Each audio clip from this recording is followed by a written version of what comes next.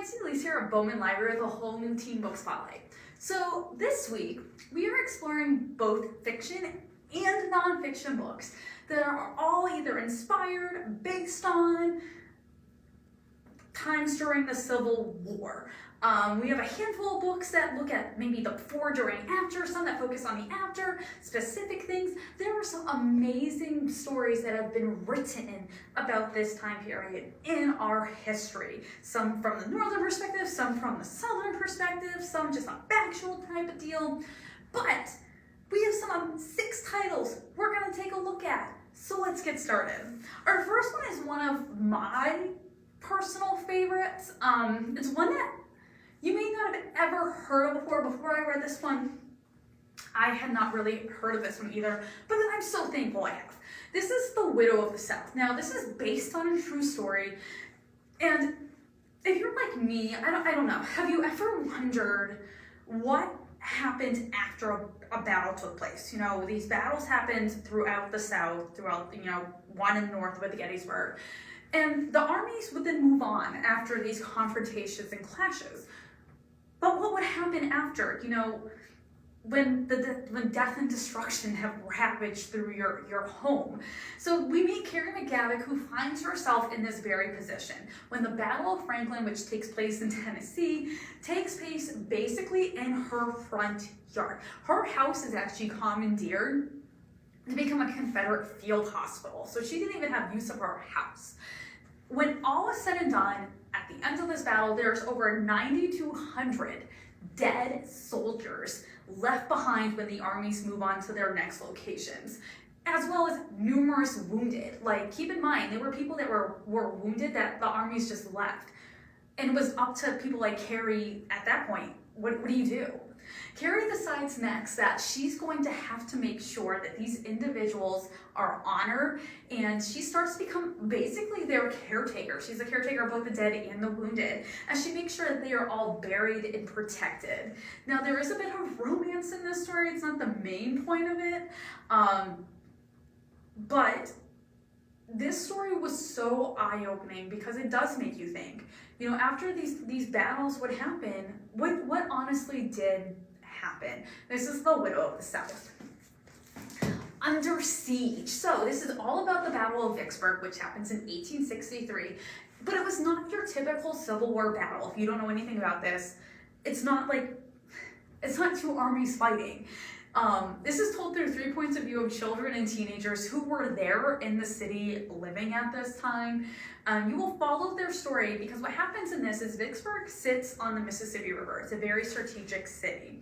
The Union decides they want Vicksburg. So instead of just doing a full-on battle, what they do is the Union Army surrounds the city and they hope that the city is going to surrender. When the city does not, though, they end up shelling the city night and day for 47 days. Not only are they being shelled, but because the city is surrounded, there's this blockade, there's not food able to get in, there's no supplies, there's no materials, and the people go into survival mode. You'll be surprised at actually what went on in the city of Vicksburg during this time. It's almost like this conundrum of human extremes.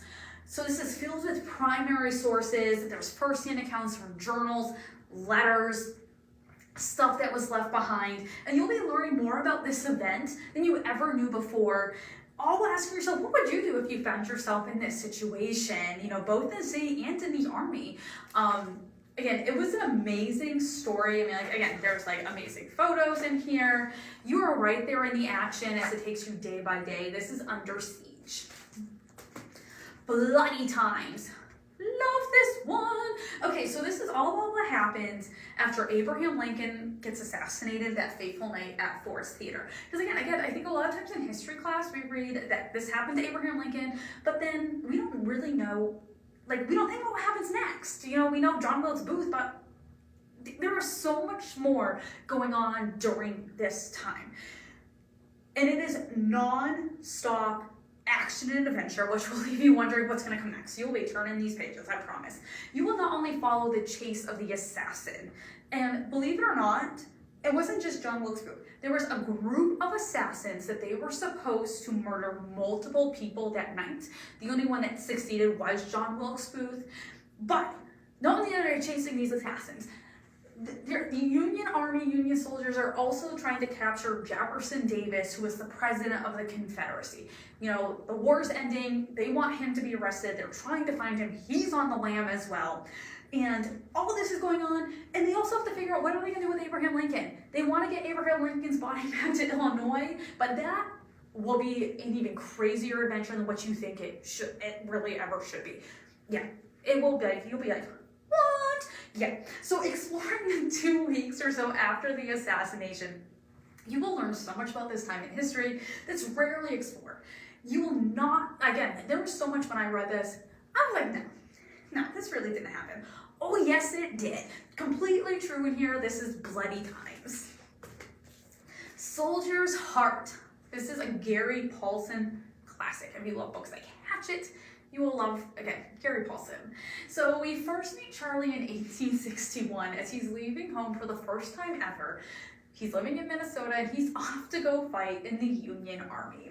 At first, it seems like it's going to be a really fun time away. It's almost like, you know, like a summer camp type adventure. He's on by himself. He's making new friends. But pretty soon, Charlie starts to face the reality of what fighting in the Union Army in the Civil War really is. And I will tell you this, Gary Paulsen, as he writes this, pulls no punches. You know, I will tell you, it's not for the faint of heart. There are some pretty graphic descriptions throughout, but that's what fighting in the Civil War was like. Not only does Charlie experience the fighting, but he also has to deal with the aftermath of everything physically, emotionally, mentally. After he fights in some major battles, he ends up fighting in the first 4 major battles of the Civil War. It's when he's at Gettysburg that Charlie starts to ponder what war is truly about, especially when he is injured there at that time. As he starts pondering, he feels like this sense of hopelessness. He starts contemplating possibly ending his life.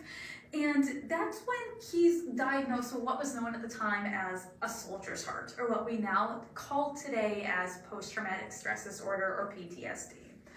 This is a true look at the Civil War, especially how it impacted individuals, even once the war was over.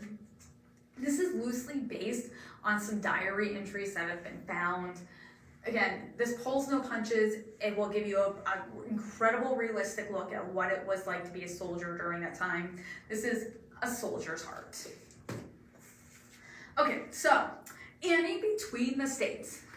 Love this one, and I promise it's not as intimidating as it looks. There's some pretty big margins, and it's a great story. You'll be turning these pages so fast. This is set in Virginia. Ellen Elliott, the author, lives in Virginia, okay? So this is set in Virginia, and Annie's life prior to the Civil War could be described as she was sheltered. She didn't really want for anything. Like, her family was fairly wealthy, but when the war breaks out, her 2 older brothers, they decide they're going to go fight. They choose 2 different paths. So one of her brothers goes to fight for the Confederacy. The other one goes to joins up with this vigilante group that she's not entirely sure what her brother was fighting for. They might be fighting for the North, but no one in the family wants to acknowledge this. Then, while all this is going on, her mother becomes deathly ill with diphtheria, and then before she knows it, Annie finds herself in a position, not only is she like trying to take care of her sick mother, she's trying to hold the family together, she's trying to make sure that property stays okay, she's even like trying to support the Confederate Army, and sometimes she's even spying for them. Annie's life, though, not only has it changed during this point, it's going to change even more. Because one evening, a wounded Yankee soldier shows up at their doorstep, and Annie, being the person she is, cannot turn him away. And as she gets to know this Yankee officer and gets to talk to him, and she kind of starts, maybe having some feelings for him, she starts looking at the war differently, and what slavery is, and how her views maybe and her opinions and stuff have changed. Now, the Civil War is going to change Annie's life for good, but she's going to need to make some choices along the way that will also impact how her life is going to change. Now, this is a look at how the Civil War impacted individuals on the home front. Again, super important topic. I loved this book. If you're looking for a somewhat light read about the Civil War, but it's not filled with those descriptions, those gory descriptions, that fighting. This is Annie between the states. Our last one is Crossing Ebenezer Creek. This is another one that I had no idea about, and then I read this book. So it's 1864, and Mariah and other enslaved individuals on her plantation, they are freed one day when the Union troops come through as part of Sherman's march to the sea. And this is what actually would happen. As Sherman's march to the sea happened, they were freeing slaves. These enslaved individuals that are now free were then encouraged to follow the army as they went further south. So Mariah and her brother Zeke, they soon find themselves following this army on this journey where they also meet other people who are now freed, including Caleb, who has this wagon. He offers to help them. And as they start going further south, they start talking amongst themselves. Mariah soon starts to learn and realize that though, she's been waiting for this moment her entire life, and she thought when this moment came, everything would change instantly. And it did to an extent, but not like how she thought it was going to. And just because she's free now doesn't mean that thoughts in society change as well. Doesn't really keep up with what's going on. Now, as they start moving further south, they start getting into tougher land, the group gets bigger, travel starts to slow down, and the army kind of starts to regret their decision of having these people follow them, which leads to choices that end in complete and utter tragedy. So this is based on a true event. Yes, when I read this, I had no idea. Yeah, true event. It will leave, it utterly left me shocked, and also not in a good way. Just be forewarned.